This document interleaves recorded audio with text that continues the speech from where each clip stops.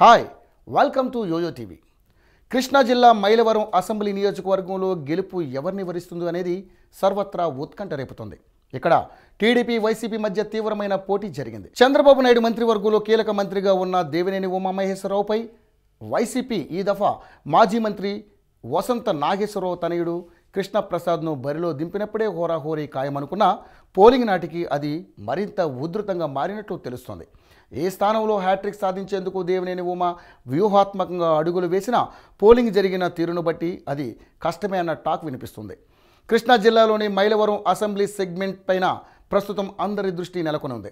1999 నుండి దేవినేని ఉమామహేశ్వరరావు వరుసగా విజయాలు సాధిస్తున్నాడు. ఉమ్మడి ఏపీ రాష్ట్రంలోని నందిగామ నుండి దేవినేని ఉమామహేశ్వరరావు 1999 నుండి టీడీపీ అభ్యర్థిగా విజయం సాధిస్తున్నాడు. 2009లో నియోజకవర్గాల పునర్విభజన జరిగింది. ఈ సమయంలో నందిగామ అసెంబ్లీ సెగ్మెంట్ ఎస్సీలకు రిజర్వ్ చేశారు. దీంతో దేవినేని ఉమామహేశ్వరరావు మైలవరం నుండి పోటీ చేస్తున్నారు. 2009, 2014 ఎన్నికల్లో ఇదే అసెంబ్లీ స్థానం నుండి దేవినేని ఉమా టీడీపీ అభ్యర్థిగా పోటీ చేసి విజయం సాధించాడు. కానీ ఈసారి పరిస్థితి మారినట్లు అభిప్రాయాలు వినిపిస్తున్నాయి. 1999లో నందిగామలో కాంగ్రెస్ అభ్యర్థిగా వసంత వెంకటకృష్ణ ప్రసాద్పై దేవినేని విజయం సాధించారు. 2004 ఎన్నికల్లో మాజీ మంత్రి వసంత నాగేశ్వరరావు కాంగ్రెస్ అభ్యర్థిగా పోటీ చేయగా టీడీపీ అభ్యర్థిగా దేవినేని పోటీ చేసి విజయం సాధించారు. వసంత కృష్ణ ప్రసాద్ మొదట టీడీపీలో కొనసాగారు. ఆ తర్వాత ఆయన వైసీపీలో చేరారు. దేవినేని ఉమా సోదరుడు చంద్రశేఖర్ కూడా వైసీపీలో చేరి ప్రచారం చేయడం టీడీపీ అభ్యర్థికి నష్టం కలిగించిందన్న టాక్ ఉంది. అయితే 2014 ఎన్నికలకు ముందు దేవినేని ఉమా సోదరుడు చంద్రశేఖర్ వైసీపీలోనే ఉన్నాడు. అయినా ఆ ఎన్నికల్లో ఉమా గెలవడంతో ఇప్పుడు కూడా తమ్ముడు వెళ్ళినా పెద్దగా ప్రభావం ఉండదని టీడీపీ నమ్మకంగా ఉంది.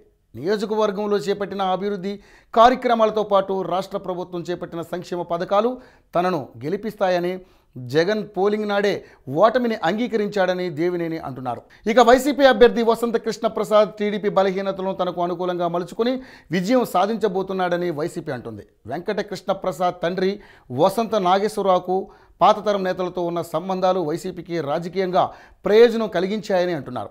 వైసీపీకి నియోజకవర్గంలో అసంతృప్తులున్న అందరి సహాయంతో విజయం తేలికవుతుందని ఆ పార్టీ నేతలు చెబుతున్నారు. ఈ నియోజకవర్గంలో మొత్తం 2,68,463 మంది ఓటర్లున్నారు. వీరిలో బీసీలు 1,20,000 మంది, కమ్మ ఎస్సీ సామాజిక వర్గ ఓట్లు 40,000 చొప్పున ఉన్నాయి. రెడ్డి సామాజిక వర్గం ఓటర్లు 16,000, కాపు సామాజిక వర్గ ఓటర్లు 25,000, బ్రాహ్మణ సామాజిక ఓటర్లు 3,000 ఉంటారు. ఈ రెండు ప్రధాన పార్టీలకు చెందిన అభ్యర్థులు కమ్మ సామాజిక వర్గానికి చెందిన వారే. దీనితో ఆ ఓట్లు ఇద్దరి మధ్య చీలి బీసీలు ఎస్సీల మద్దతుతో గెలవబోతున్నామని వైసీపీ అంటుంది. మరి ఉమా విజయం సాధిస్తాడా? వసంత ప్రసాద్ ఉమకి చెక్కు పెడతాడా లేదా అన్నది మే 23న తేలనుంది.